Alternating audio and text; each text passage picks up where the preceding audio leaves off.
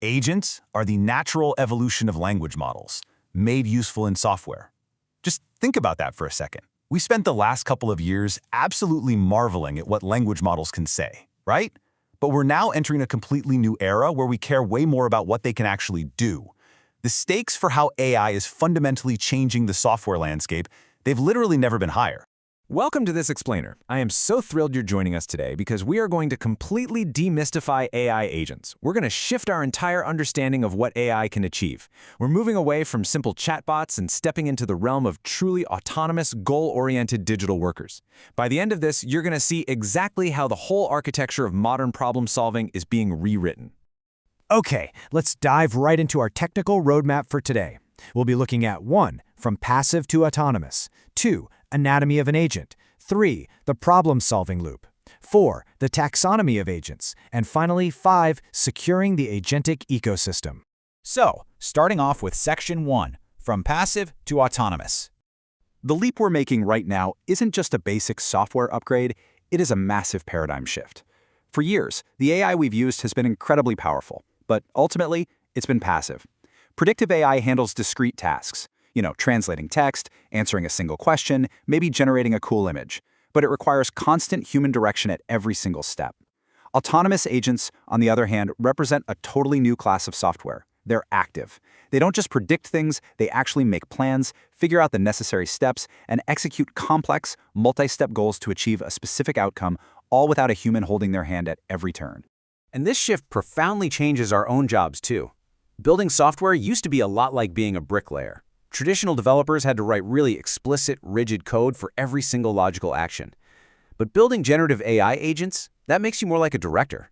Instead of laying bricks one by one, you're setting the scene with instructions, you're picking the cast of tools and APIs, and you're providing the context. You're essentially guiding an autonomous actor to deliver a great performance.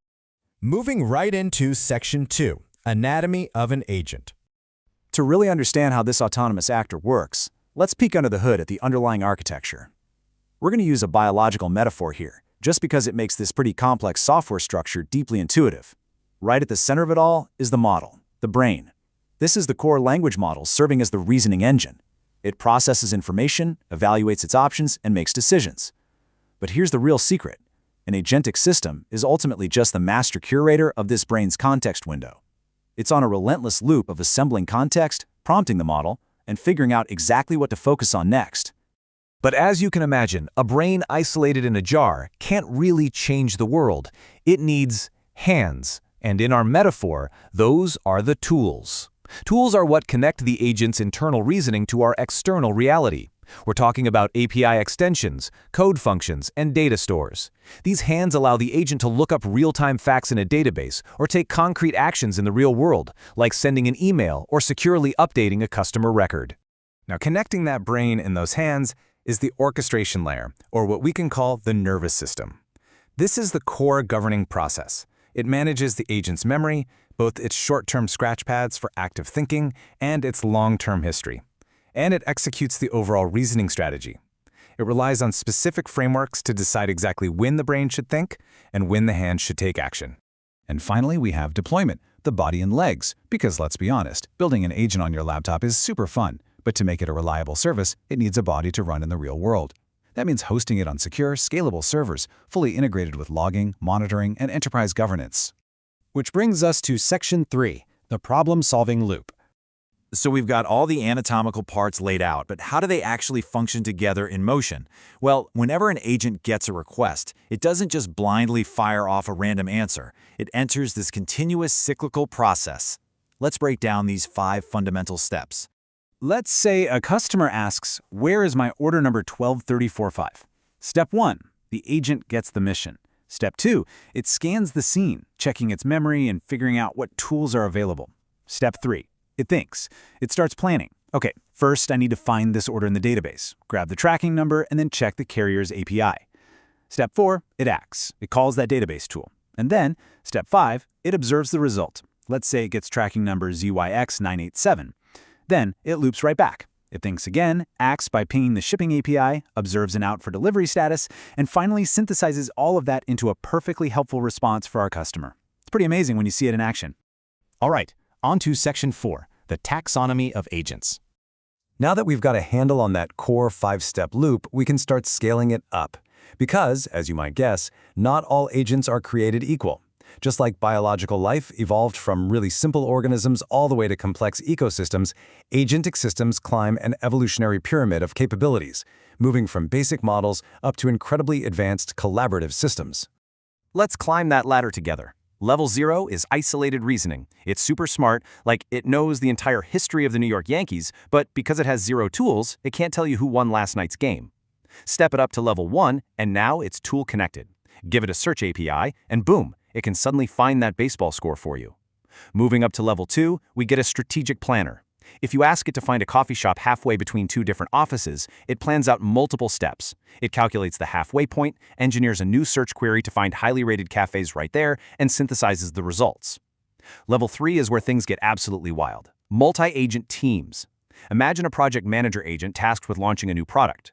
It will literally delegate tasks out to a specialized market research agent, a marketing agent, and a web developer agent. And level 4, self-evolving systems. If that project manager agent suddenly realizes it needs, say, social media sentiment analysis, but it doesn't have the tool for it, it autonomously creates a brand new, specialized agent on the fly to get the job done. Simply mind-blowing. And that leads us to our final core section, number 5, securing the agentic ecosystem. Handing software this kind of autonomy brings us to a very critical reality check. How do we actually manage these autonomous digital workers safely in a production environment? Well, it all comes down to the trust trade-off. To make an agent genuinely useful, you have to give it the power to act. But obviously, every ounce of power you grant introduces a new risk. You've got to give your agent a leash long enough to actually do its job, but short enough to keep it from running into traffic, especially when we're dealing with your company's private data or actions that can't be undone. So the absolutely crucial point here is how we handle identity. Traditionally, we had human users authenticated with things like OAuth, and we had deterministic service accounts that were managed by IAM. But agents, they are a brand new class of principle altogether. They have delegated authority to take actions on behalf of users. Because of this, they require their very own digital passports, often using standards like SPIFFE, just to ensure that if an agent ever is compromised, its blast radius is strictly contained by very explicit, tight permissions. Because when you scale up from just one agent to hundreds, you're risking absolute chaos, a situation we call agent sprawl. To solve this, you absolutely need agent governance. Imagine a really bustling city. Without traffic lights, it's a disaster, right?